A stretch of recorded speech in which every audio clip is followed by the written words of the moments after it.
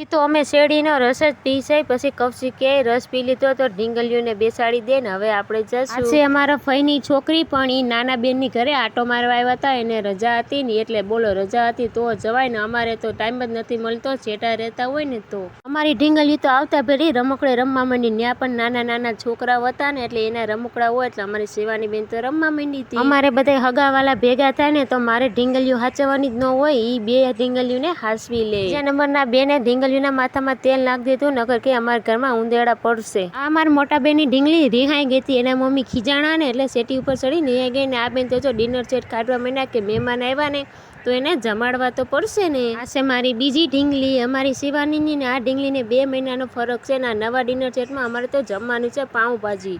બીજા નંબરના બેન છે ને આ એમના જેઠાણી છે, જેઠાણી તો છે પણ આ બેનની અમારી રી નથી ઉતરી અને અમારા શિવાની બેનને તો બહુ ગરમી થતી હતી ને એટલે એને તો ટી શર્ટ કાઢી નાખ્યું ને આપણે તો બેસવાનું. હું ઢીંગલીઓ હાચવામાં રહી ને તો જમવામાં તો બધાની પાછળ રહી ગઈ. મારી બેને 2 બહેનોએ ખાઈ લીધું ને આ જેઠાણી તો એમના વાતો કરતા હતા બહુ જ. જેટલી વાર મારે વિડીયો બનાવવામાં લાગે છે એટલી વાર તો તમારે ફોલો કરવામાં તો નહીં લાગે, તો પાછા ફોલો કરવાનું ભૂલતા નહીં.